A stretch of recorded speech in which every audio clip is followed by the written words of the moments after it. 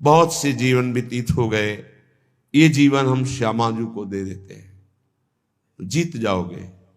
बाजी जीवन की यहां लगाई जाती है, रुपए पैसे की नहीं, यहां जीवन की बाजी। त्यक्त्वा सर्वान गृह द्वार, सब एक दांव में रख दिया पूरा जीवन, तो जीत जाओगे। नागरीदासी जन्म जितायो बलिहारी बलिहारी, बलिहारी है युगल सरकार, बिहारी बिहारी जू, आपने हमें जिता दिया, जीत गए, अब कोई संशय नहीं, जीत गए, पक्का जीत गए।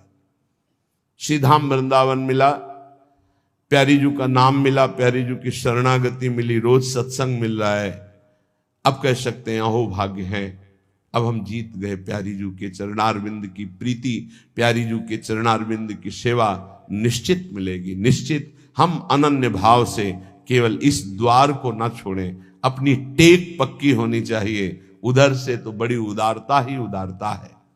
यदि ऐसा नहीं तो संत वाणी, महापुरुष जन कहते हैं, शोक स्थान सहस्त्राणी भय स्थान शतानिच, दिवसे दिवसे मूढ़ माविशंति नो पंडितम। यदि तुमने भगवत प्राप्ति नहीं की तो मानव देह में हजारों ऐसे स्थान हैं जहां तुम संकटों में फंस जाओगे, हजारों सैकड़ों स्थान हैं जो तुम्हें शोक मग्न कर देंगे। प्रतिदिन तुमसे ऐसे कर्म बनेंगे जो तुम्हारी दुर्गति करा देंगे। इसलिए भगवत प्रेमी महात्माओं का संग करके इसी जन्म में इद चेद वेदी दथ सत्यमस्ति न चेदिहा वेदिन महति विनष्टि भूतेषु भूतेषु विचित्य चीराः प्रेत्यास्मान् लोकदमृता भवन्ति। इस मनुष्य शरीर को प्राप्त करके यदि परब्रह्म परमात्मा भगवत तत्व को जान लिया, पा लिया, तो सब पापों से, सब शोकों से, सब दुखों से मुक्त हो गए और तुम बहुत कुशल और धन्यवाद। और यदि इस शरीर के रहते नाचेदिहा वेदिन महति विनष्टे, इस शरीर के रहते रहते तुमने भगवत प्राप्ति नहीं की, उस ब्रह्म तत्व को नहीं जाना, तो तुमने अपना सर्वस्व विनाश कर लिया। ये वेद कहता है। सोचो, बुद्धिमान पुरुष हो, सोचो, तुम्हारे जीवन का लक्ष्य भगवत प्राप्ति है। यदि भगवत प्राप्ति कर ली, इह चेद वेदी दथ सत्यमस्ति, यदि तुमने उस परम सत्य को पा लिया, जान लिया, तो बहुत कुशल हो, धन्यवाद, तुम्हारा परम मंगल हो गया। यदि भगवत प्राप्ति शरीर रहते हुए नहीं की, नाचेदिहा वेदिन महते विनष्टि, बहुत बड़ी हानि हो गई, तुमने अपना सर्वनाश कर लिया, कुछ नहीं तेरे पास है। सोचो, ऐ बुद्धिमान, तुम्हारे को बुद्धि मिली, सोचो, परम पुरुष परमात्मा की प्राप्ति अमृत स्वरूप है, इस जन्म में उसको प्राप्त कर लो। वो परमात्मा कैसा है? एको देवः सर्वभूतेषु गूढ़ः सर्वव्यापी सर्वभूतांतरात्मा कर्माध्यक्षः सर्वभूताधिवासः साक्षी चेता केवलो निर्गुणश्च। वेद कहता है वह परमात्मा एक है, दो नहीं। ये जितना अलग अलग मेड़ बंधी, वो सब मेरे ही प्रभु के नाम है, मेरे ही प्रभु के संप्रदाय है, मेरे ही प्रभु की आराधना, कोई और नहीं। हम किसी और की आराधना नहीं करते, ध्यान रखना। हमें किसी और की कृपा की आकांक्षा नहीं है। यहां जो भी हो रहा यंत्रवत हो रहा, मेरी स्वामिनी जी करवा रही। और जो नाम रूप लीला धाम प्रभु का एक भी अंग स्वीकार किए है, वो मेरा गुरु है, वो मेरा परम पूज्य है। मैं किसी और का पूजन नहीं करता हूं, मैं अपने गुरु का पूजन करता हूं, मैं अपने इष्ट का पूजन करता हूं। यहाँ इष्ट श्यामा श्याम और पार्श्व में जितने विराजमान हुए हैं और होंगे और होते रहेंगे वो सब मेरे गुरु होंगे। अखंड मंडलाकारम व्याप्तमेन चराचरम तत्पदम दर्शितमेन तस्मै श्री गुरुवे नमः। सबय संत गुरुदेव हैं व्यास या परतीति।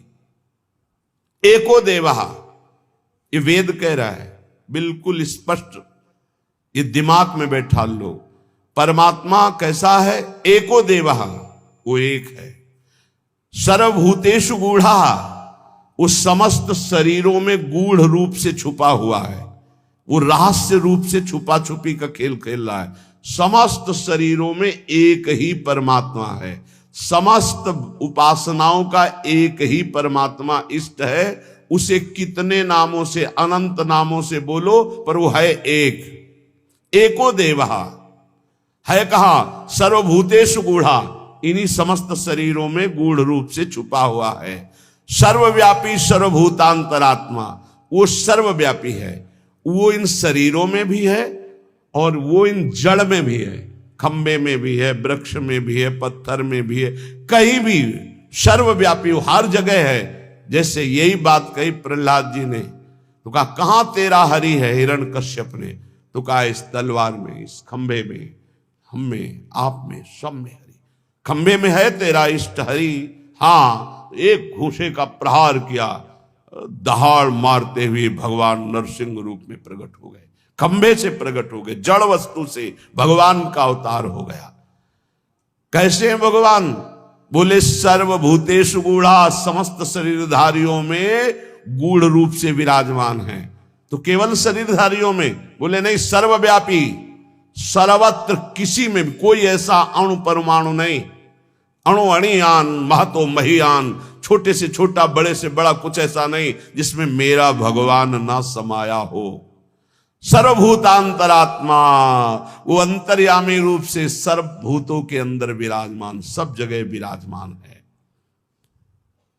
कर्माध्यक्षः, वो सबके कर्मों का अधिष्ठाता है। वो देख रहा है तुम क्या कर रहे हो, इसलिए भोगना पड़ेगा।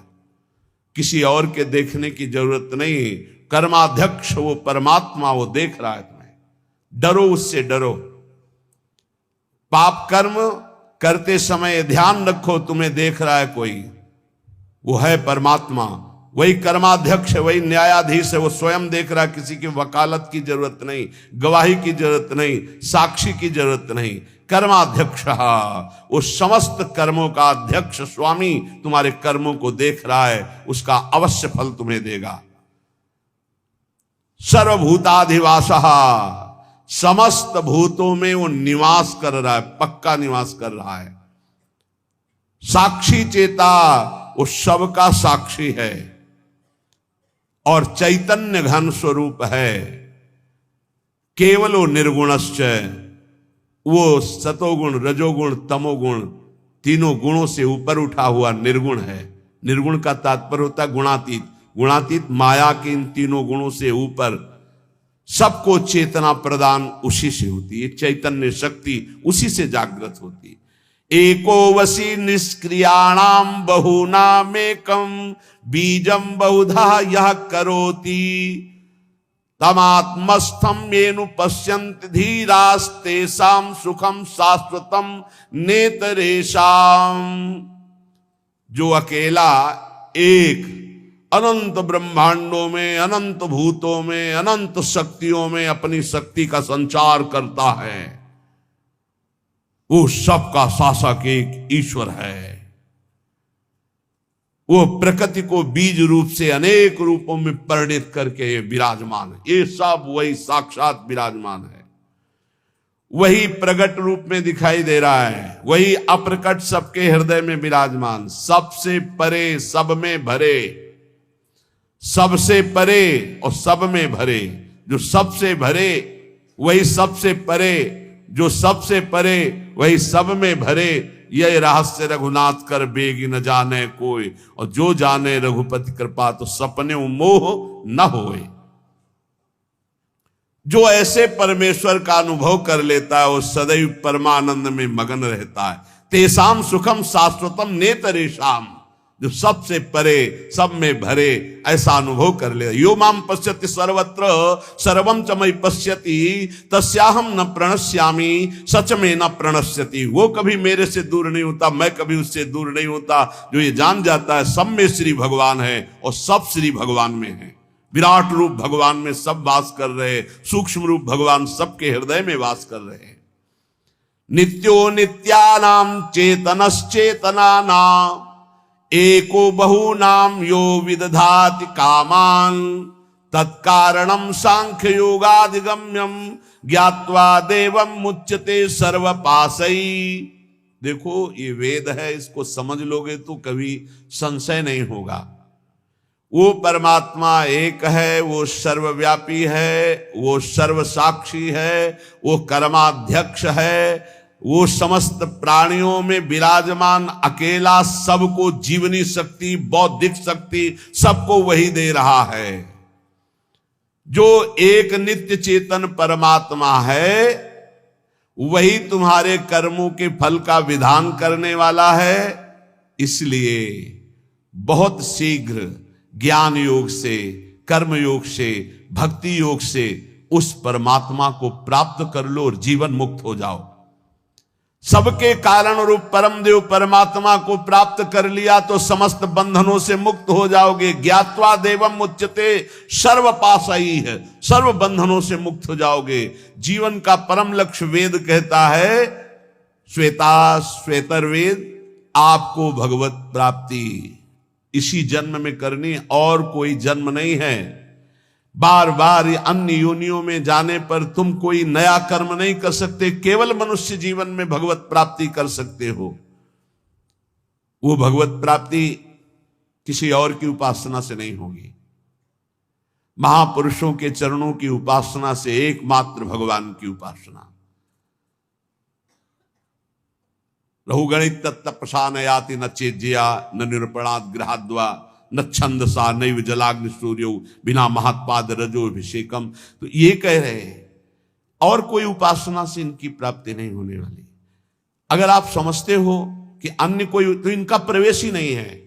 न तत्र सूर्यो भाति न चंद्र तारकम, न सूर्य का वहां प्रवेश है न चंद्रमा का प्रवेश है कि अपने प्रकाश सहित पहुंच जाए परम धाम में, ब्रह्मधाम में, ब्रह्म स्वरूप में। न तत्र सूर्यो भाति न चंद्र तारकम नेमा विद्यतो भांति कुतोयमग्नि नाग्नि न बिजली न चंद्रमा न सूर्य। इन तेज त्रिभुवन को प्रकाशित करने वालों की सामर्थ्य नहीं कि उसमें प्रवेश पा सके। तमेव भांतम अनुभाति सर्वम तस्या भाषा सर्वमिदम विभाति। क्योंकि ये सब उससे प्रकाशित होते हैं, उसी परमात्मा तत्व से। इसलिए जो सबका परम प्रकाशक है उस परमात्मा की प्राप्ति इसी देह में, मनुष्य देह में आप कर सकते हैं। जो इस मनुष्य देह को प्राप्त करके भगवत प्राप्ति नहीं करता है वो अपना भारी पतन कर रहा है। पर भगवत प्राप्ति कौन कर सकता है? जिसको कोई भी त्रिभुवन का भोग ललचाए ना, भ्रष्ट न कर पाए।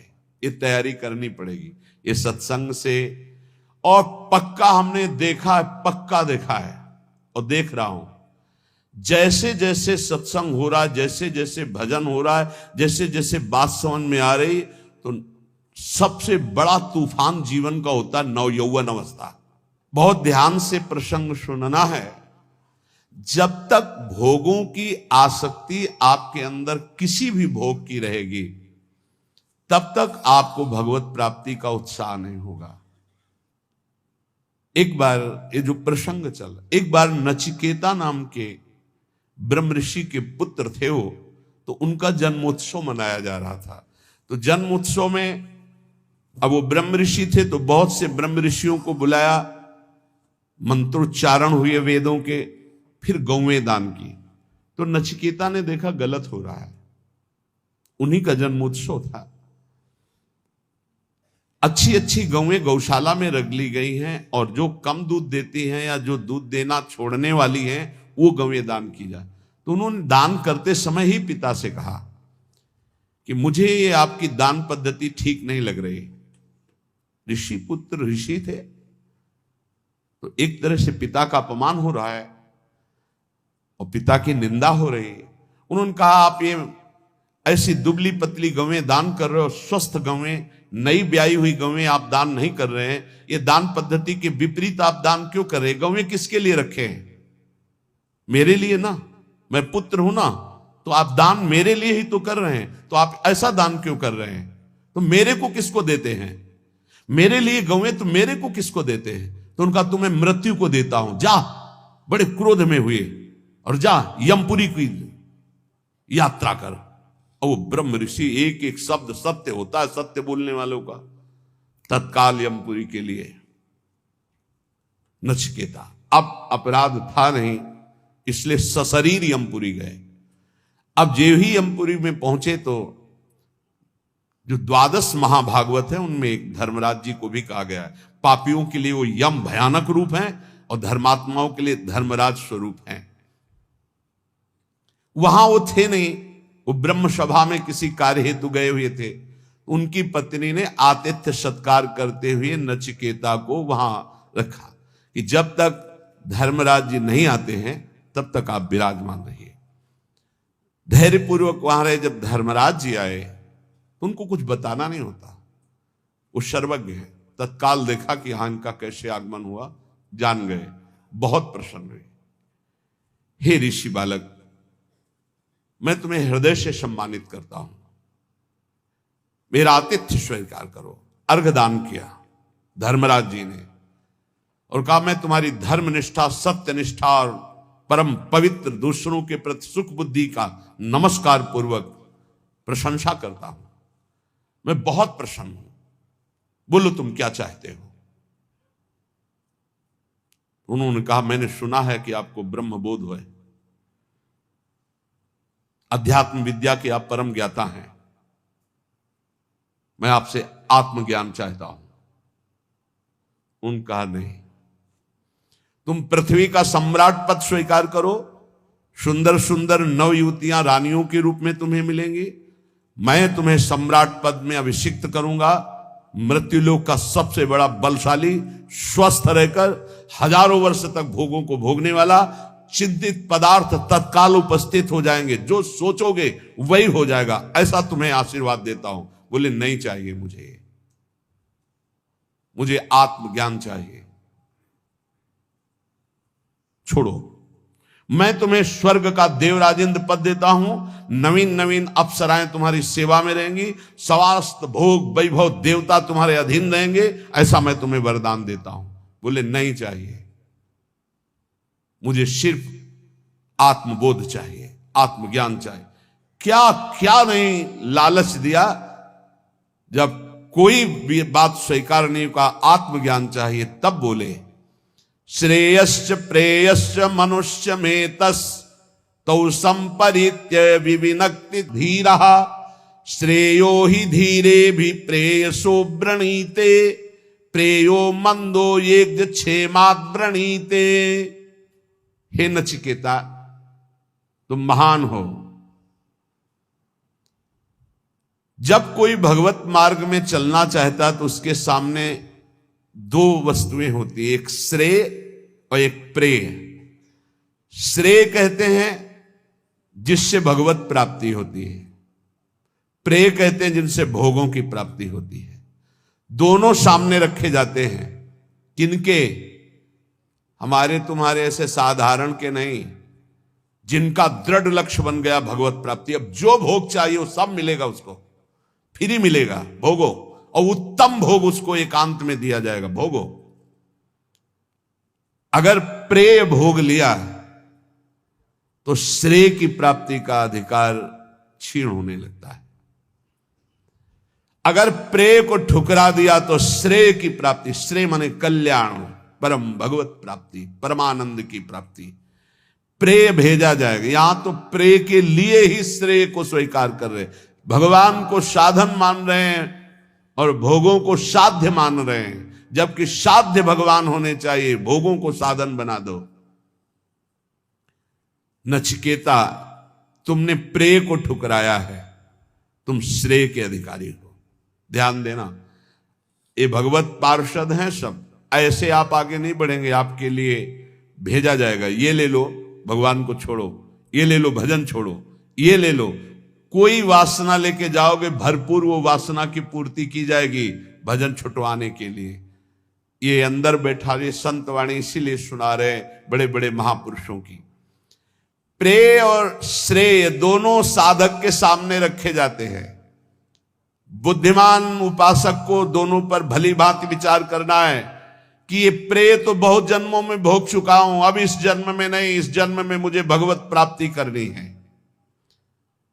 वो श्रेष्ठ बुद्धि परम कल्याण के साधन के सामने समस्त भोग सम्मान प्रतिष्ठा को त्याग करके श्रेष्ठ समझकर भगवत प्राप्ति को आगे बढ़ता नहीं चाहिए। परंतु जो मंद बुद्धि वाला होता है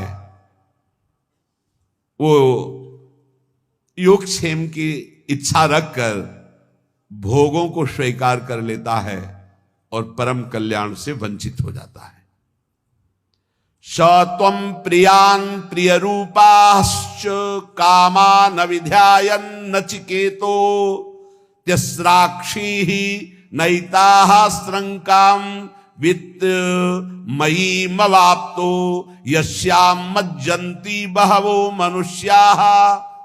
बहुत सुंदर प्रसंग है। हे नचिकेता, उन्हीं मनुष्यों में तुम ऐसे निष्प्रिय निकले कि तुमने न मृत्युलोक न स्वर्गलोक न किसी भी भोग को स्वीकार किया। तुमने अत्यंत सुंदर लुभावने हमारे दिए हुए भोगों को ठुकरा दिया। तुम्हें सुंदर रूप मिलता, सम्राट पद मिलता, परलोक में सब भोग मिलते, तुमने भली भांति उनका त्याग कर दिया, कहीं नहीं विचलित हुए। मेरे लोभ देने पर भी तुमने संपत्ति श्रृंखला को ही छोड़ दिया। तुम किसी लोभ में नहीं फंसे जिसमें प्रायः सब फंस जाते हैं। अविद्याया मंतरे वर्तमानाः स्वयं धीराः पंडितम मन्यमानाः दंद्रम्यमाणाः पर्यन्ति मूढ़ा अंधे नैव नीयमाना यदान्धाः। ये अज्ञान के द्वारा ग्रसित लोग अपने को बुद्धिमान और विद्वान मानने वाले ये भोगों में कैसे फंस जाते हैं। ये मूर्ख हैं जो भगवान को प्राप्ति के इस मानव देह में तप और संयम जितेंद्रियता का त्याग करके ये भोगों में फंस जाते हैं, फिर नाना योनियों में भटकते हैं, ठोकरें खाते हैं। इनकी वही दशा है जैसे अंधे के पीछे कोई अंधा लाठी पकड़कर चले, दोनों कुएं में गिर जाएं। ऐसे ये अपने को समझते तो बुद्धिमान हैं, विद्वान हैं, पर जो भोगों में रत हैं वो मूर्ख हैं। वो नाना योनियों में भटकेंगे और उनके पीछे चलने वालों की वही दशा होगी जो अंधे की लाठी पकड़ करके अंधा चलता है तो दोनों कुएं में गिरते हैं। अंधे नैव नियमाना यथान्धाः न जायते म्रियते वा विपश्चिन्नायं कुतश्चिन्न बभूव कश्चित् अजो नित्यः शाश्वतोऽयं पुराणो न हन्यते हन्यमाने शरीरे। कठोपनिषद। नित्य नचिकेता, तू ज्ञान स्वरूप आत्मा है। उपदेश करने का जब सब भोगों से नकार दिया, नहीं चाहिए मुझे आत्मज्ञान चाहिए, तो न जायते मृते वा विपश्चित् नायम कुतश्चिन्न बभूव कश्चित् अजो नित्या शाश्वतोऽयं पुराणो न हन्यते हन्यमाने शरीरे। हे नचिकेता, तो नित्य ज्ञान स्वरूप आत्मा है, न तेरा जन्म है न तेरा मरना है, ना तेरा किसी से जन्म हुआ है न किसी से तेरी मृत्यु होगी, ना तू किसी का कार्य है ना तू किसी का कारण है।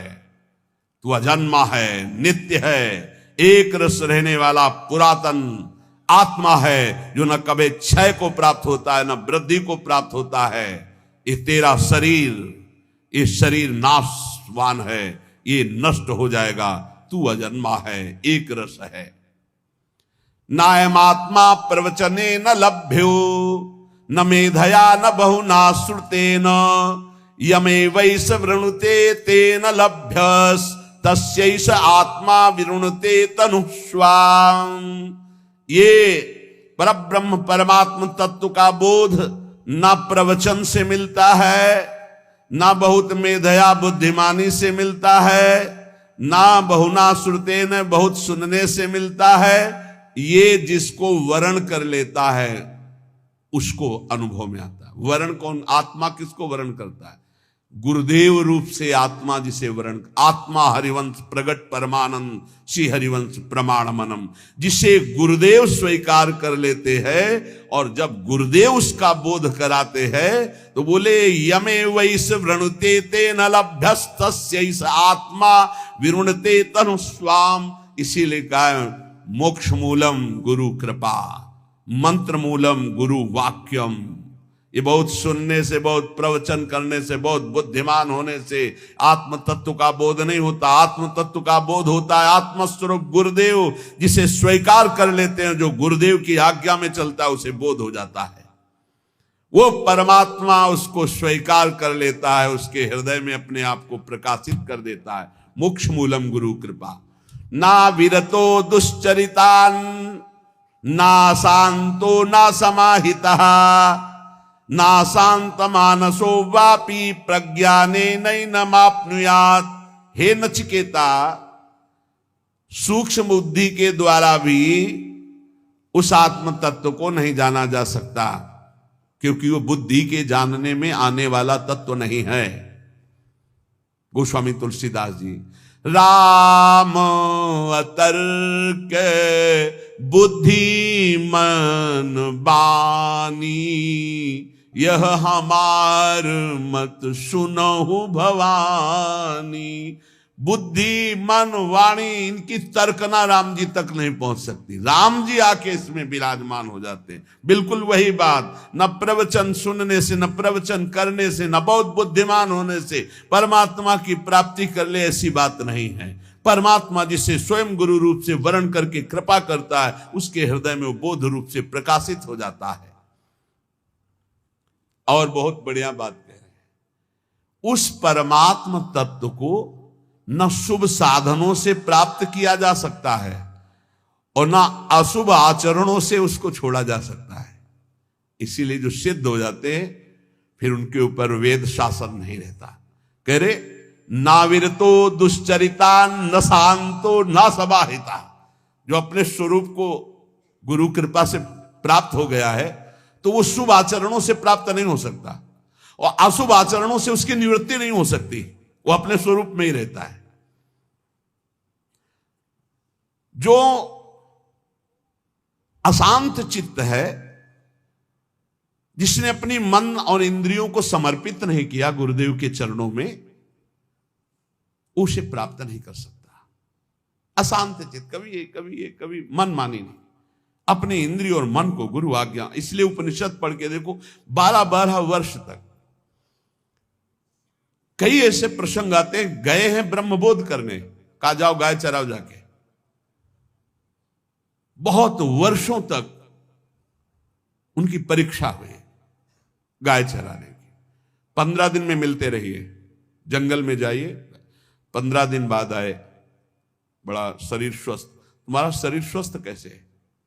गुरुदेव भिक्षा मांगकर पा लेते हैं और गाय चराते हैं। किसने आदेश किया था भिक्षा मांगने का? हमने तो सिर्फ गाय चराने का आदेश किया था। शब्दों पर गलती हुई। गुरुदेव भिक्षा मांगकर गुरुदेव को अर्पित करके उनके आदेशानुसार पाया जाता है। आपने तो बड़ा अपराध कर दिया। आगे से गुरुदेव भिक्षा नहीं मांगेंगे, आ जाओ गाय चराओ। फिर कुछ दिनों बाद आए, फिर स्वस्थ। कैसे स्वस्थ कैसे हो? तुम्हारी हड्डी हड्डी सूखी क्यों नहीं? गुरुदेव गाय का दूध ले लेता हूं, बहुत हजारों गाय हैं। गाय तो मेरी है, तुम्हारा अधिकार दूध पीने का कैसे? मैंने आदेश किया। नहीं गुरुदेव, बिना आदेश के हमारी गायों का दूध लेना मतलब चोरी करना, यह अपराध है। जी जाओ गाय चराओ। फिर काफी दिनों बाद आए तो फिर स्वस्थ कैसे हो? गुरुदेव, बछड़ों से जो फेन गिरता है तो हजारों गाय मैं फेन चाट लेता हूं, इसलिए प्राण पोषण होता है। हमारे बछड़े बड़े दयालु हैं, तुम्हें इस दशा में देख करके वो दूध अधिक गिरा देते, फेन गिरा देते, इसलिए चाट लेते। आज से वो भी नहीं चाटोगे? जी गुरुदेव। अब सब मना हो गया। एक दिन बहुत भूख लगी, आक अकौड़ा, उनको पता नहीं था कुछ जंगलों का, तो उन्होंने आक के फूल और पत्ते काफी चबा लिए। वो जहर होता है, आंखें अंधी हो गई, वो एक कुएं में गिर गए। और उन्होंने पुकारा गुरुदेव गुरुदेव गुरुदेव।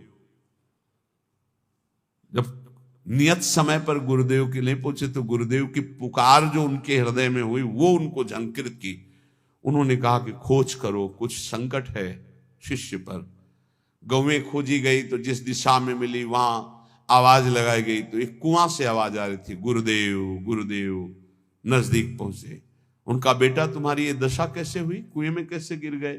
तो उनका गुरुदेव मुझे पता नहीं, मैंने किसी वृक्ष के पत्ते और फूल पा लिए,